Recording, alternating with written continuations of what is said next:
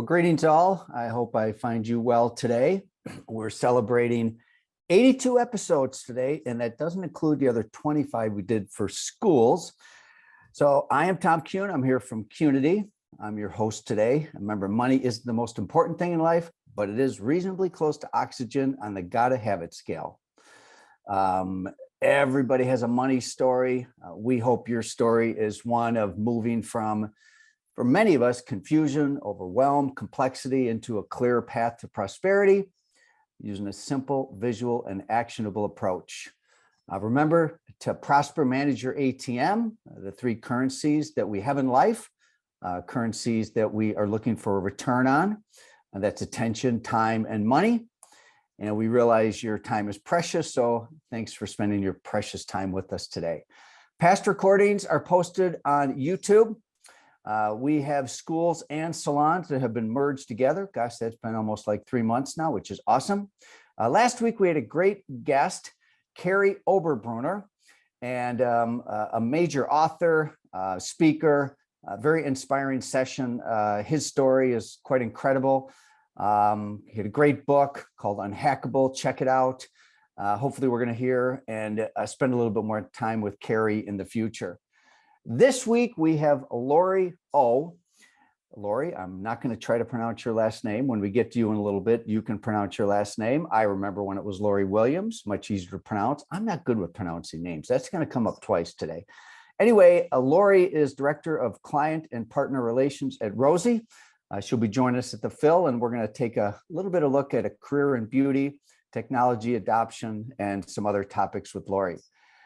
We will welcome Lori to our amazing brain trust, who have contributed many light bulb moments, and hopefully you'll have a light bulb moment today. Speaking of light bulb moments, May 15th, that is next Sunday, a week from Sunday night, our Beauty Changes Lives fundraiser, light bulb moments, celebrating the great work of Beauty Changes Lives, as well as the many of you who are members of our brain trust. We look forward to this. We've got a great turnout. It's going to be an amazing event. So Sunday night, we're going to celebrate. And then on Monday and Tuesday, the 16th and the 17th, of course, you have to be asleep if you haven't heard about the Phil, because we talk about it all the time. And for good reason, including some reasons that I'll get to today that maybe you didn't think about. If you are enrolled in the Phil, you should have gotten your Gap in the Gain book in the mail for you and members of your team. Check it out. We are going to have a live workshop at the Phil using this particular idea, simple idea, the Gap in the Gain.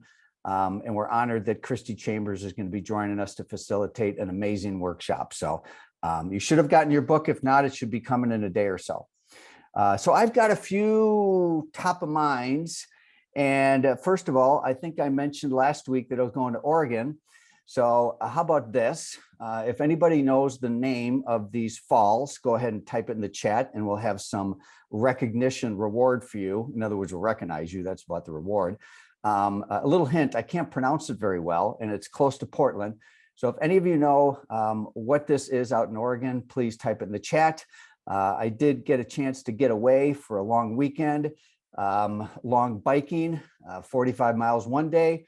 Then the second day was about 20 miles. And the second day, not unusual for Oregon, it was pouring rain. I was going uphill, but I just kept going and going. Okay. So it's a good lesson in life. Just keep going. Made it to the finish line. It felt great. It was great to get away off the grid. If you are not getting off the grid now and then, please get off the grid and do something that fuels you. For me, it's nature, it's adventure, being with good friends, and doing things physically. Top of mind number 2, the Impact Awards. Oh my gosh, this has really been something I haven't talked about very much. But we had a ton of submissions for our first annual Impact Awards, and we have finalized the winners. We will be announcing between now and the Phil who they are. There are 3 Impact Award winners for each gap. So 3 for growth, 3 for execution, 3 for engagement, 3 for leadership, and 3 for profitability. And these were really based upon essays that were submitted over previous months. And the judging is complete. And I got to tell you, I read all of the submissions. They were blind. I didn't know who submitted them.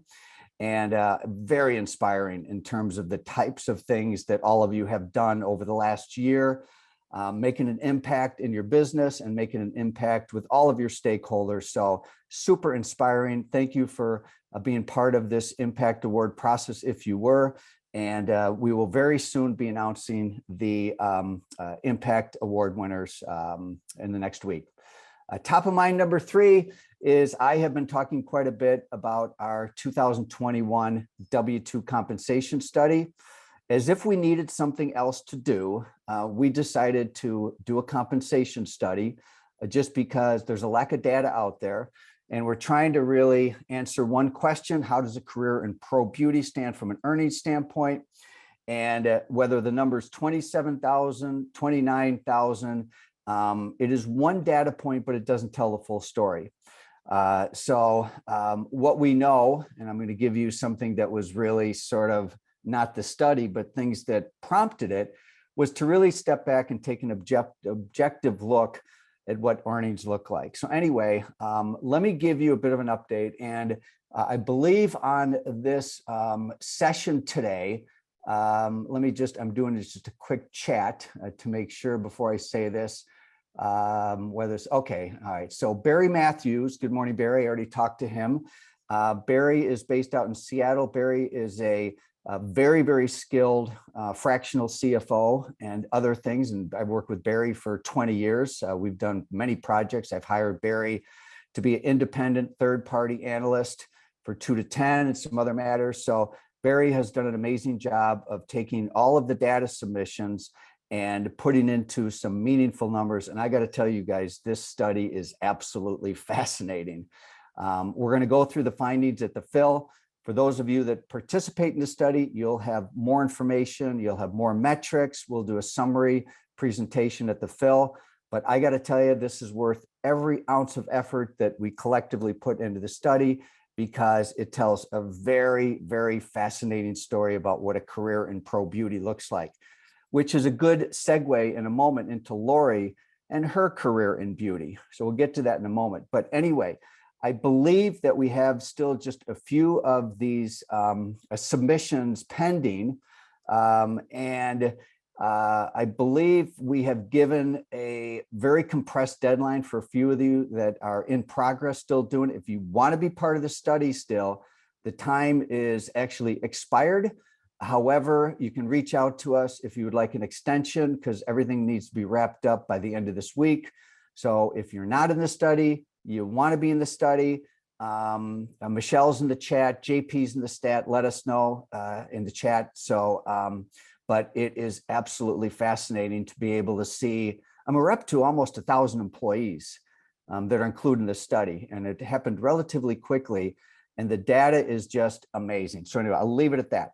Next thing is, I got an email last night from my friend, Win Claybaugh, and I was very honored to be his guest on the Masters Series, and it was just released. So I am here doing I don't like promoting myself or something where I'm being interviewed, but it's my job to get this out there. Check it out. Win is an amazing interviewer. He inspires the heck out of me, and I think I did a passable performance. So if you get a chance to check this out, check it out. If you haven't listened to and been involved in any of Win's Masters series, then check it out too, because he has interviewed people like Larry King and all these really famous people, and me. Okay, so I'm honored to be part of it. And so check it out with that. All right, Lori, let's get you on camera and let's get you off mute. So there you are. Hi, Lori, how are you? Good morning. How are you? I'm doing great. Thanks for joining us. And Lori, when I met you, you were Lori Williams, and which was the easier name to pronounce. By the way, please pronounce your name. Obiedzinski. Okay, that's actually not that bad. Anyway, I apologize. I'm just legendary for really mispronouncing names. It's okay. So, Lori, when we met, you were part of a 2 to 10 business called Randolph's, our good friend, the Randolph family up there in Michigan. And then you've evolved into new roles. But, I mean, I have a guest like Carrie on last week. He's written all those books and that kind of stuff. One of the greatest joys that I have in terms of inviting guests is to just meet and spend time with people on the front line. And you've had a fascinating career in beauty, and we've all had fascinating careers in beauty. And I thought it would be good just to spend a little time with you to talk about your chapters and some of the lessons that you've learned, particularly around technology. So give us sort of a short history of your career in beauty in terms of positions, roles, and where you're at now. All right. Short history. So it started 17 years ago. And I went to hair school. So I went through the program and I was a hairstylist, and I was behind the chair for about 6 years there. And I was managing the salon at the same time. And so I was building a great clientele, doing hair. And then I just had an opportunity to advance the management role to multi locations in more of a district manager role for Michigan.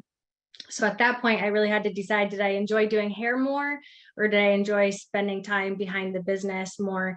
And I tell some people this, that I didn't truly enjoy doing hair as much as I should have to make it a lifelong career, because I would get halfway through a service and really not really care to want to have to finish it. So I was like, that's my deciding factor. I'm not going to do hair anymore. I'm going to go this way and still spend time in the business, behind the business, rather than behind the chair. So I have not looked back to that. I don't miss doing hair. Some people ask me if I do. I love spending time in the salon and around stylists and in the industry and in the environment. But I didn't love doing hair. I wasn't passionate about it. So I just continued down more of the business management role and in different salons and spas. But yes, I did spend some years with Scott and Mary Randolph, who you had mentioned, those inspiring people. And I think they are some of those inspiring people to me who have inspired my career as well. How I got to know Qnity, actually. So I spent some years with them as their operational manager. They have 3 locations.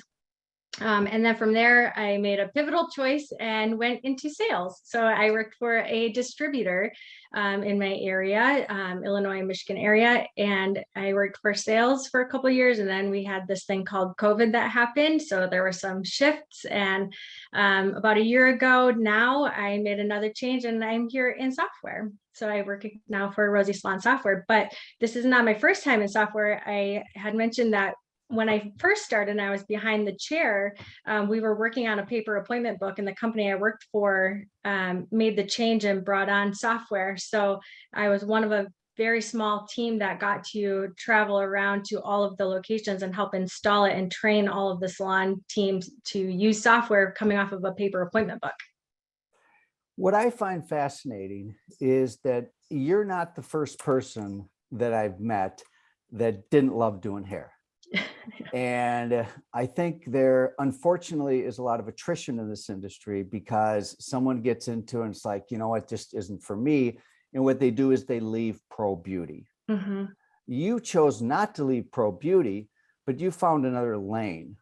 Mm-hmm. Carrie Dowling says very similar to her story. And you know what? That story, and that's one of the reasons I was so excited to talk to you, is because that's a common story. Mm-hmm. Is that certain people just love doing hair and make a full career out of it, and they're a service provider. But I love that you've pivoted multiple times without really job hopping. I don't see you as a job hopper, mm-hmm.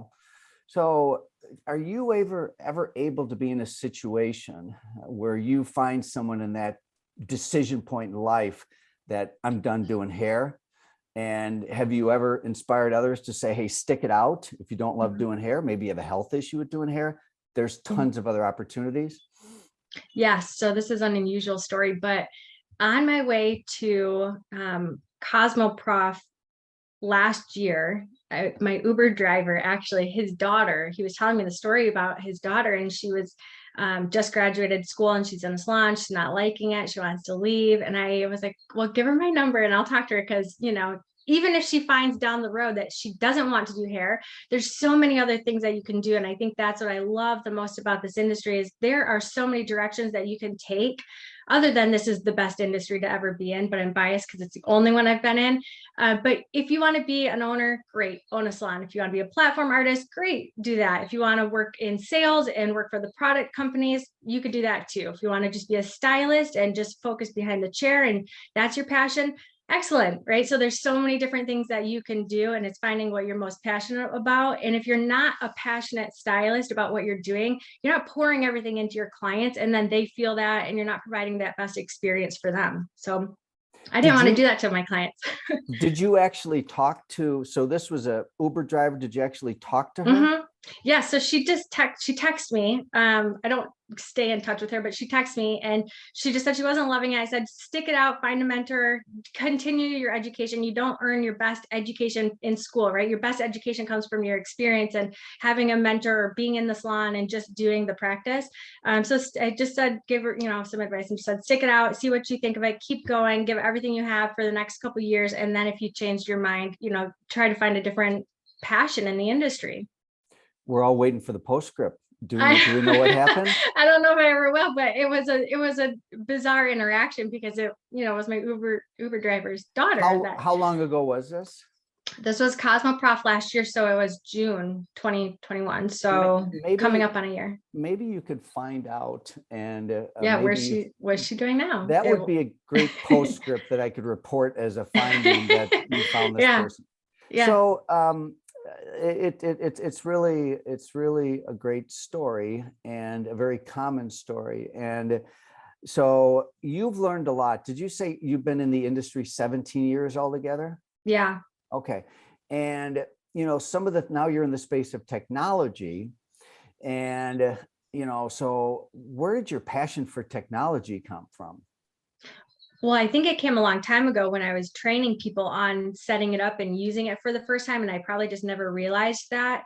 I do now, thinking back to it, but I think I am somebody who loves change, and I like change. And maybe that's why I've tapped into different parts of this industry. But technology is ever evolving and ever changing and ever growing. And I like that. And I like to be able to show people how it can help in their business and how it can help them put their focus and their time into their business rather than whatever the technology is doing for them. Well, one of the things that, and by the way, I should mention here that we've had sort of a series within the series, and we didn't really frame it this way at the start, but I've had several people from the technology area in these roundtables, and because I'm fascinated with it, and I'm also have seen a big shift over the years where all of the power and all the money was really what's called the brands. These would be, the product companies, of course, but the real money isn't the technology companies. The amount of money that has come into pro beauty. And the valuations by these technology companies are just shocking, So one of the things that I'm very curious about, and a bit of a pet peeve of mine, is about technology adoption. And features galore, usage zip. Feature, report. What percentage of features do you think the average business uses in their POS scheduling, system? 15 to 20%. You're generous. I know. I would have guessed lower. Yeah. But even you said 15 to 20. So let's do the inverse of that. So basically that means between 80 to 85% of the features that are built into the system, whether it's marketing, whether it's inventory, just goes unused. Is that correct? Right. What's the X factor? You actually had two very simple recommendations that just really stuck with me. You had two recommendations. Can we go there? Yeah. So, as a business owner, you make that ultimate choice of what software technology you're going to use for your business, but you're not usually the one that's using it all day long. So my recommendation is whoever that person is, whether you have a receptionist or a manager, a lead stylist, whoever that person is in your business, make sure that they are trained and they know the software as well or better than what you do, and they know of all of the features and all of the capabilities within your software that you're using, and then continue the education. So all technology companies will train you and show you how to use the features and what they have, but go back to them or us and ask us more of those features. So once you learn your basics, how to schedule an appointment and how to check people in and out and how to process a ticket, go back and learn the inventory features and how to download your products and how to send off your orders and how to update your counts and things like that. So continue to learn those features over and over again. So there's two things embedded in your response. One is have designated people that own the expertise in the company, a go-to sort of in-house experts. Number two is to continue the training, continue. So it's really designation of a person, or ideally two. So there's accountability, there's sort of an ambassador between the company, the technology company, and the other one is training. And what I love to always think about how to execute that. And the top of mind for me, Lori, you're familiar with 8 seasons. I would just put on my 8 seasons calendar that every single season we're doing something to upgrade our usage of technology as opposed to bringing in. How does that sound to you? That's a great idea. That's a great idea. What else are you seeing out there from like a trend standpoint? And let's back up a little bit. So you're with Rosy. Give us a 1 minute about Rosy here. So Rosy is a cloud-based salon spa full management system. So it is your scheduling, your point of sale system, your processing for your payments, inventory management, your marketing. So it's a full inclusive package of everything that you need to run your salon or spa business. Okay. And how many different customers, how many employee-based salons would Rosy have? We have thousands of employee-based salons, and we're capable of hosting commission-based salons, team-based salons, employee-based, all different types of salon businesses. But we have thousands of users using our software. You know what I've seen? The technology industry has changed so much. I mean, there used to be like 4 or 5 players, and now there's maybe a dozen to 15. All right, legitimate, high quality, well-funded technology companies. And you mentioned compensation. One of the things that I've seen is a lot of companies switch because of the compensation part of the software doing or not being able to do what's necessary for a unique compensation system. Is that common? Are you seeing that also? As far as you mean like a team-based pay or like an hourly based pay versus a commission structure for their stylists? Where there's some complexity in the compensation. There's certain, whether it's commission or hourly or some hybrid, the software being unable to do the calculations based upon the compensation system designed by the company. I haven't heard that from our customers. Our software can support multiple types of compensation, so I haven't heard that they can't do that. Okay. All right. All right. So what else, given these are thousands of salons and you're on the front line, what are you seeing in terms of trends, any ahas, or, beyond what might be the obvious thing that is, has probably already been covered a dozen times. Any unique little things that you've seen that are trend related or ahas that you've had? Well, we talked about technology adoption, but I think around that specifically, start somewhere, because if you're not already adopting the technology and embracing it, you start feeling so much further behind further out you go, because things just keep coming out more and more. So start with something small, but online client scheduling is huge. A lot of salons are not doing in-person booking or not holding a full-time front desk person anymore. So having the features and the capabilities within your software to help you enhance your experience still with your customers by using a feature like online scheduling, which all the technology companies have, but embracing them and using them. Or things we know that there's a major pain point in our industry right now with cancellations and no-shows that are happening. And so helping the salons set up and utilize taking deposits and setting up their cancellation policy, and not just setting it up, but really enforcing it and holding their customers to it so that they don't have a loss of revenue happening every week. You know, the integrations that go into like QuickBooks and that kind of stuff, is that something your softwares, and sorry if I'm asking you this question, I could research that on my own, but do you have a direct integration into accounting softwares? We don't have a direct integration with a payroll software. No. A payroll or Like a QuickBooks or an Intuit. We do okay. not. So Yeah. you probably do is you're able to download reports and then do it that Absolutely. way. Okay, Yep. gotcha. All right. Listen, Lori, we had talked about keeping it short today. I pulled you in for this conversation. We are going to see you at the Phil, which is awesome. We'll get to hear from you for a few minutes at the Phil, and you're going to have a booth there.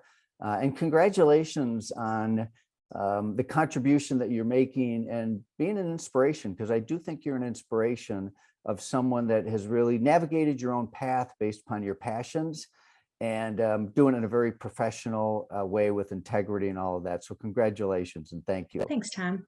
Thank you. Yeah, and I'll see you in a few weeks. So I will officially award you a $1 million light bulb. Okay, this will be in the mail to you shortly.